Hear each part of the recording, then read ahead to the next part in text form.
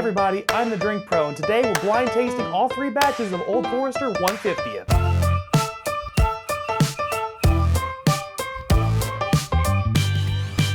What's up everybody, Kyle the Drink Pro here with you yet again. Thank you as always for continuing to support this channel, watching these videos, liking these videos, and subscribing. I'm almost to 1,000, I'm looking forward to it.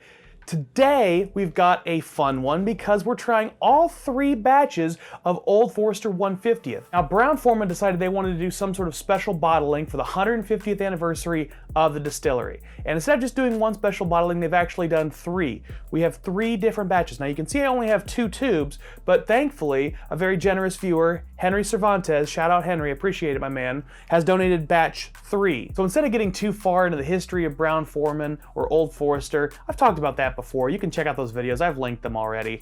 I am going to read from the tube of Old Forester 150th because the copy's actually pretty solid. So let me adopt my best old-timey voice here. In 1870, pharmaceutical salesman George Gavin Brown revolutionized the burgeoning spirits industry when he became the first to commercially batch and bottle his bourbon. Originally sourced and blended from 3 distilleries, Melwood, Mattingly, and Atherton.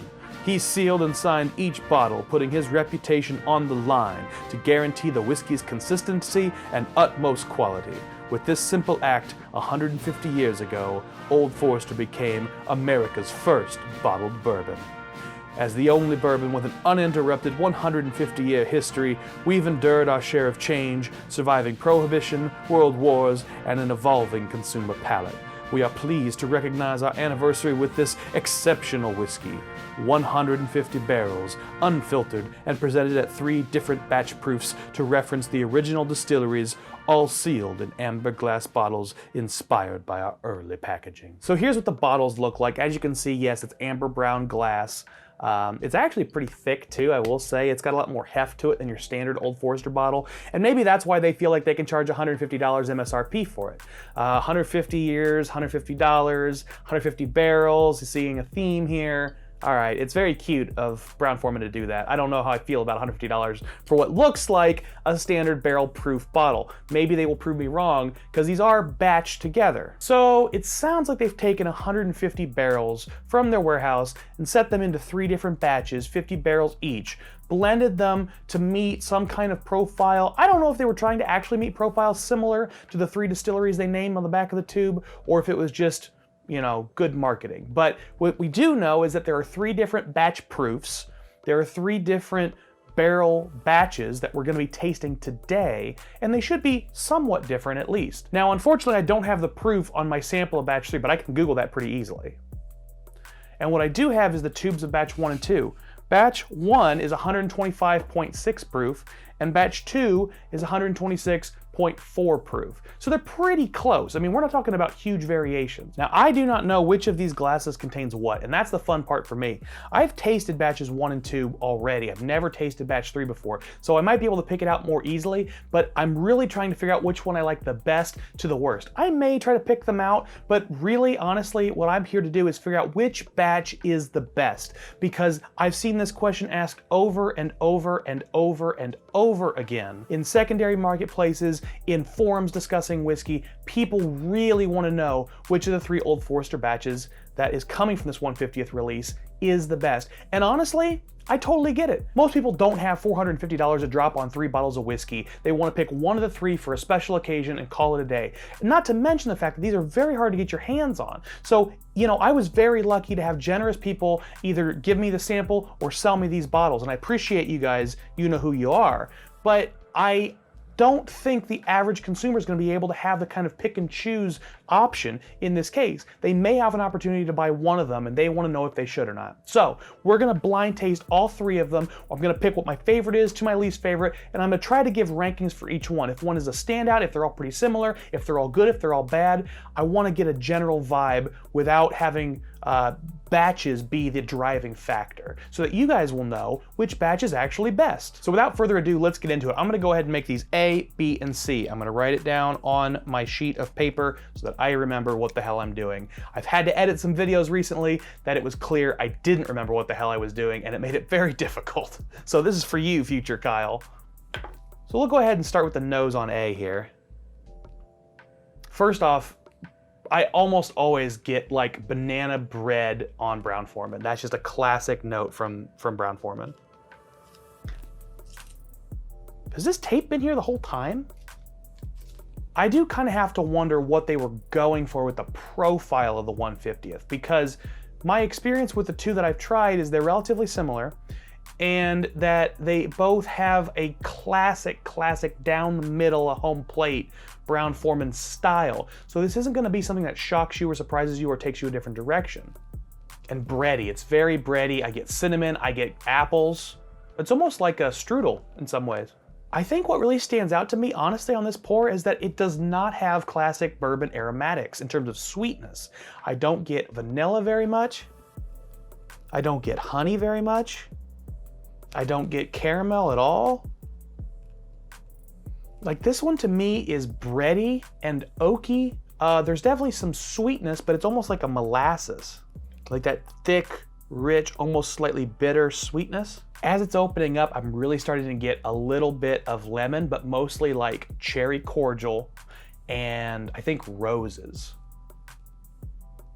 It's a very beautiful nose. I mean, there's a lot going on. It's complex, it's a little toasty, but it doesn't get too far away from the roots of like a classic Brown-Forman vibe. If you like Old Forester 100 proof, you're gonna like this. Maybe you'll have to proof this down a bit, but you're gonna like where this is heading because it's taking those same vibes and amping them way up. I will also say this has a very distinct toasted oak note for me on the nose. It reminds me a little bit of the Old Forester 1910 in that way. That rich, almost chocolatey, syrupy component is very nice. But I think this is a little bit lighter. It has a little bit more of the citrus component. Bright, fruity notes. The cherry really pops for me in a way I don't get as much from 1910. Okay, because of the effect on my palate, I'm actually gonna go through and nose all three of them first. I'll put time codes below so you can jump to the tasting of each different bottle and you can kind of make it fit together how you want to. But doing them in this order is actually important for me because you get different notes when you smell something after tasting it. And so tasting number one will affect my nose on 2 and 3. And I kind of want to have, first impression smell component as part of this tasting process. Now, B for me is much less bready. I don't get that baked good component at all. There's still a little bit of that banana there, but it's almost more like tropical fruit kind of vibes, like banana and mango and maybe some orange. I still get cinnamon. I would say on A that the baking spice was prominent, and that's sort of what I was going, baked good, lots of cinnamon and maybe some nutmeg. I get some cinnamon on this and brown sugar for sure, cinnamon and brown sugar. But it's almost like cinnamon and brown sugar in like an oatmeal. The grain isn't nearly as sharp, but this is a lot higher and crisper. This is like green apple compared to maybe the stewed apples in A. And I get a lot of citrus on this. Lots of lemons, lots of oranges, very citrus forward compared to A. I'll also say that in addition to the brown sugar, I get a lot more of a vanilla note and almost a honey note in B. B has a lot more of those classic sweet aromatics. So for my typical profile, B is probably more on point for what I would want. Now, I always value taste a lot more than the nose. So you never know how that's gonna play out. But if I was just smelling these whiskeys, B is a better whiskey on my nose than A.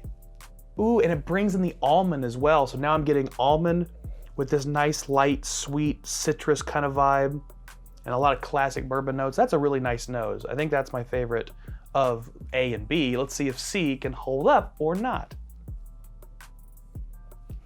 Oh, okay, wait a minute now. Wow, so I had mentioned the cherry cordial I was getting out of A.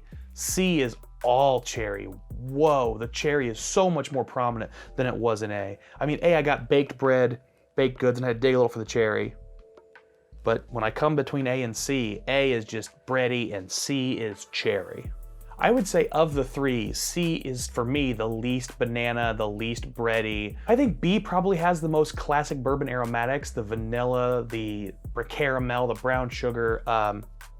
It's got a little bit of the apple and the cherry, but C is just very high and citrusy to me. I don't know if this happened on purpose or if it's psychosomatic or what, but like going A, B, C in my order, I'm really kind of seeing the differences on a crescendo, it's like A is the most bready, the most round and based.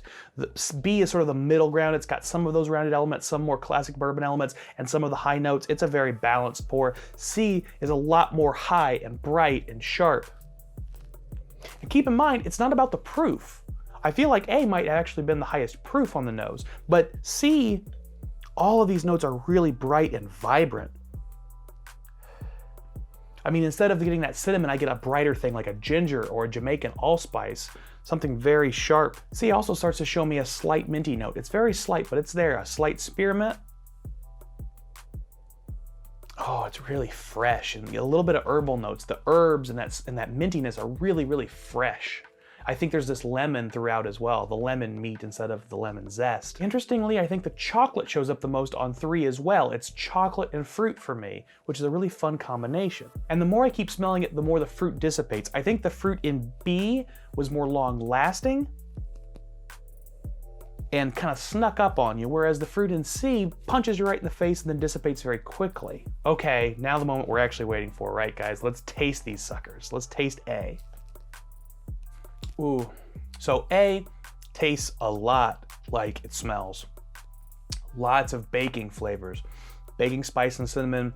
It's sweeter than I thought it would be based on the nose. The palate is incredibly sweet, almost like lemon sharp sweetness. So it's got this like lemon citrusy note combined with like honey, almost like the lemon honey tea, but then you have this definite distinct breadiness.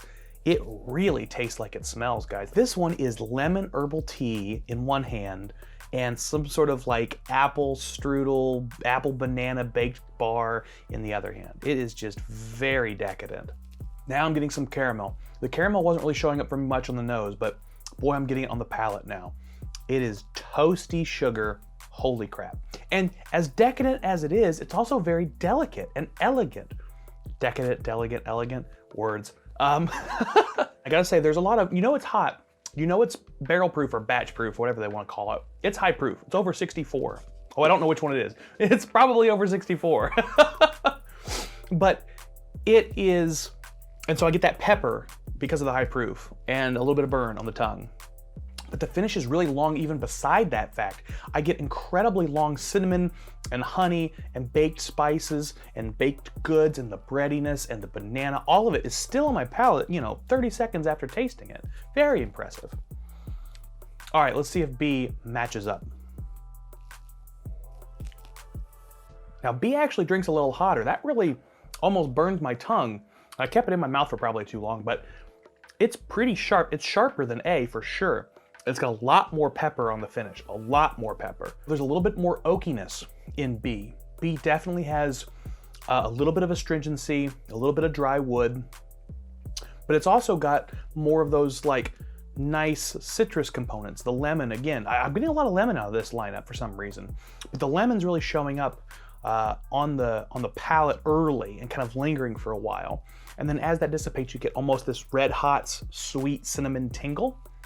Not really as much sweetness as it is the cinnamon tingle that I always got from Red Hots. But there is some sweetness for sure, and it's a narrow, sharp sweetness. It's not big, rounded baking spice like a baked good sweetness or honey. It's not that. It is much narrower, like a thin corn syrup almost. That kind of very narrow, very sweet, like candy. Yeah, the more I keep drinking number 2, the more the candy shows up. It's vanilla, it's caramel, it's honey. It's got a touch of butterscotch, just a touch. It's pretty hot on the palate. I get that cinnamon red hot vibe for sure. Almost like a chili pepper too, like the burn from a habanero, just very toned down. And it's got classic black pepper on the palate as well. All right, let's see where C fits in with these 2 other bourbons. All right, by far, C is the oakiest. I get a lot of oak on C for me. It's sweet oak, but there is an astringency. Now maybe this is because I try C last, which is always sort of a disclaimer when you're doing a blind. Think about the order you're doing things in if you're doing a not blind tasting, because order matters a lot. But C does seem to be the least complex based on this initial tasting. Let's see if I can't pull something else out of it. I definitely get a light vanilla, light sweet vanilla, almost like not a meringue, but some sort of like fluffy cloud of like a vanilla marshmallow or something. It's light, it's sweet. it's vanilla, but then right behind it, deep, noticeable oak. A little bit of peanut, honestly, on this one. To me, C is the worst of the three, unfortunately. I think A and B are close, but I probably prefer A, and then my second is B, and my third is C. A, if you don't love like that sweet, baked good combined with a sort of honey tea, if that doesn't sound appealing to you, don't get A, go for B. B is gonna be a crowd pleaser. It's middle of the road, it's still very good. C is for the oak fan. If you love oak and you know who you are, C is gonna give you the right notes because it's gonna be sweet, it's gonna have that interesting light fluffiness, and it's also gonna be oaky. It's also gonna be the least likely to have the banana bread component. There is just none of that. So I'm going back and tasting them one last time just to make sure. A has become a lot more oaky. A lot more oaky. Wow. I may have to revise my statement about which one was best. All right, I'm gonna revise it. I think B is the best one. The balance in B, when you go back and forth, really keep shining. It's a fantastic pour, it's got a lot of good things going on, but it doesn't overwhelm you in any one area. A, my initial taste of A was just phenomenal. I loved what it was doing. But after going through A, B, C, and then coming back and trying A again, all of this oakiness showed up, which usually isn't my jam. I don't love a super oaked bourbon. And it overpowered that nice light tea component. I wish I understood what was going on there, but I don't really. All right, let's find out what I was tasting. All right, well, the one I labeled as A was number one. And number one is batch 2 of 3. So I put batch 2 of 3 as my second favorite. What was my favorite? It was C, which was batch 1 of 3. Okay.